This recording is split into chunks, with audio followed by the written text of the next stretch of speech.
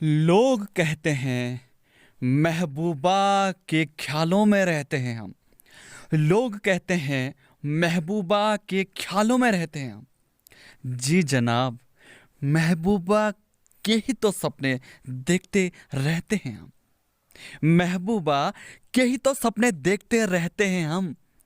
महबूबा कोई स्त्री नहीं, महबूबा कोई स्त्री नहीं, मंजिल है मेरी। रात दिन रात दिन बस इसी के ही सपने तो पिरोते रहते हैं हम। नमस्कार साथियों, कैसे हैं आप सभी लोग। आशा करते हैं कि आप लोगों की प्रिपरेशन बहुत ही शानदार चल रही होगी और आपकी प्रिपरेशन को शानदार बनाने के लिए हम हमेशा प्रयत्नशील रहते हैं।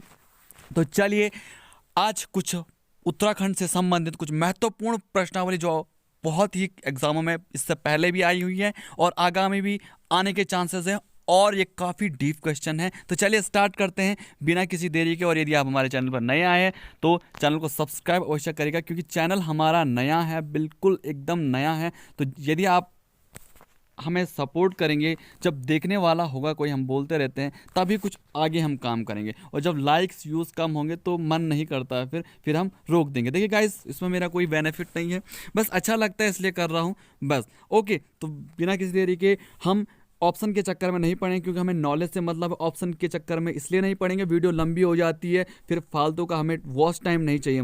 मुझे केवल काम चाहिए। तो चलिए बिना किसी देरी के स्टार्ट करते हैं। पूर्णागिरि एवं दूनागिरि मंदिर क्रमशः है, यानी कि पूर्णागिरि मंदिर जो है आपका वो चंपावत में है। वहीं अगर बात करते हैं हम दूनागिरि मंदिर की, तो दूनागिरि मंदिर जो आपका अल्मोड़ा में है। उसके बाद नेक्स्ट क्वेश्चन है, हथकुड़ी रामशिला अंगाली देवी शक्तिपीठ कहाँ पर है? तो यह है टिहरी पे है। उसके बाद केशोराय मठ एवं हंसेश्वर मठ क्रमशः है। तो केशोराय जो मठ है वो आपका श्रीनगर में है, और केशोराय मठ कई बार रिपीट होता है। इसकी स्थापना 1625 में हुई थी। केशोराय मठ की स्थापना कब हुई थी? 1625 में केशोराय मठ की स्थापना हुई थी। ये श्रीनगर में है। और हंसेश्वर मठ जो है वो पिथौरागढ़ में। हंसेश्वर मठ कहाँ है? पिथौरागढ़ में है और नेपाल सीमा पर। उसके बाद देखिए नेक्स्ट क्वेश्चन है, उक्रांद उपाध्यक्ष, जो उक्रांद दल के जो उपाध्यक्ष थे त्रिलोक सिंह पंवार द्वारा संसद में पत्र बम फेंका गया। तो कब फेंका गया? 23 अप्रैल 1987 को। और किससे संबंधित फेंका गया? जो उत्तर प्रदेश से अलग राज्य के लिए। ओके, तो पांचवें की यदि हम बात करें, उत्तरांचल प्रदेश पुस्तक। उत्तरांचल प्रदेश पुस्तक किसकी रचना है? तो भगत सिंह कोश्यारी जी की रचना है। ओके, जो हमारे दूसरे सीएम थे। ओके, सिक्स देखिए, जस्टिस वीरेंद्र दीक्षित द्वारा कब कौशिक समिति की रिपोर्ट को खारिज कर अंततः देहरादून ही राजधानी घोषित कर दी गई? तो राजधानी जब विवाद चल रहा था तो 17 अगस्त 2008 को पूर्णतः ये बोला गया दीक्षित आयोग द्वारा कि राजधानी कहाँ रहेगी? देहरादून ही रहेगी। उसके बाद देखो, सांग चौकला दर्रा कहाँ है? तो सांग चौकला जो दर्रा है वो उत्तरकाशी में है, और उत्तरकाशी को चमोली के बीच में ये जोड़ता है। ओके, उसके बाद देखिए मोस्ट इंपॉर्टेंट क्वेश्चन की सीरीज आप लोगों के लिए लेकर आए हैं। तो गाइस, लाइक जरूर बनता है, और ऐसी वीडियोस हम लेकर आते रहेंगे। तो चलिए, इससे पहले भी चैनल पर अपलोड की हुई है, तो प्लीज़ आप उसको देखें जरूर। उत्तराखंड राज्य को किस किस किस किस भूकंप जोन में आता है उत्तराखंड राज्य? तो आता है जोन 4 एंड जोन 5 में आता है उत्तराखंड। और यदि हम भूकंप की बात करें तो भूकंप को जो 5 जोन में बताया गया है, एंड 4th और 5th में उत्तराखंड आता है। लेकिन क्वेश्चन ये बनता है कि उत्तरकाशी किस उसमें आता है, किस जोन में आता है, या उधम सिंह नगर किस जोन में आता है, क्वेश्चन वो बनता है। तो चलिए, जोन 4 में जो आता है वो देहरादून, टिहरी, उत्तरकाशी और नैनीताल, उधम सिंह नगर, ये सब आते हैं। उसके बाद जो जोन 5 है, जोन 5 में क्या क्या आता है?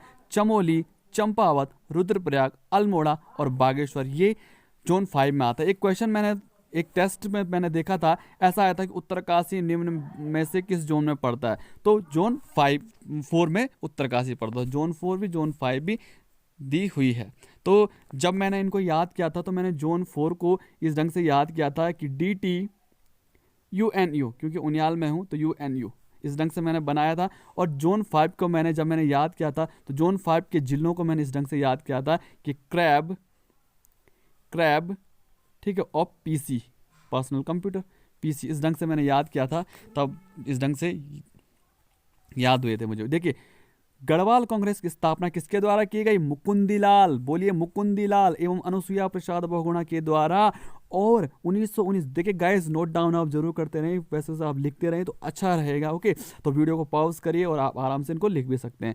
और 1919 में अमृतसर कांग्रेस अधिवेशन में इन्होंने क्या किया था? भाग लिया था। तो कई बार आ जाता है कि 1919 में अमृत कांग्रेस अधिवेशन में किस उत्तराखंडियों के द्वारा भाग लिया गया था? तो मुकुंदीलाल एवं बैरिस्टर मुकुंदीलाल एवं अनुसुईया प्रसाद बहुगुणा द्वारा, जिन्होंने गढ़वाल कांग्रेस की स्थापना की। वहीं यदि हम बात करते हैं अल्मोड़ा कांग्रेस, कुमाऊं कांग्रेस, तो ये सब अल्मोड़ा कांग्रेस की स्थापना 1912 में और 1916 में जो कुमाऊं कांग्रेस की स्थापना हुई थी। और 1916, तो अभी एक सेकेंड, हाँ, 1916 में, तो 1912 में अल्मोड़ा कांग्रेस की स्थापना हुई थी। तो चलिए नेक्स्ट देखते हैं। उसके बाद देखिए यहाँ पे जागरों में किस कत्यूरी शासक को वीरमदेव की संज्ञा दी गई है? तो जागरों में वीरमदेव की संज्ञा ब्रह्मदेव को दी गई है। किसको दी गई है? ब्रह्मदेव को दी गई है। आसंती वंश कत्यूरी शासकों में आसंती देव वंश का शासक ये था। ओके, वीरमदेव की संज्ञा इसको दी गई है। जागेश्वर धाम में अल्मोड़ा में नटराज, लकुलिश, महिषामर्दनी व नवदुर्गा मंदिरों का निर्माण किसने कराया? तो इष्टगण ने कराया। किसने कराया था? इष्टगण। ये ललित पुत्र था। और ललित देव ने, जो ललित देव था इसका पिता, यानी कि इष्टगण के पिता, उन्होंने जागेश्वर में विमानों का निर्माण कराया। क्या किसका निर्माण कराया? विमानों का निर्माण कराया। और इन्हीं के बेटे यानी कि इष्टगण ने किसका निर्माण कराया? जागेश्वर धाम में लकुलिश, महिषामर्दनी, नव दुर्गा मंदिरों का निर्माण करवाया। और उत्तराखंड भाषा संस्थान की स्थापना कब की गई? तो 24 फरवरी 2010 को देहरादून में उत्तराखंड जो भाषा संस्थान है इसकी स्थापना की गई। तो चलिए गाइस, इनफ है, तब तक के लिए थैंक यू सो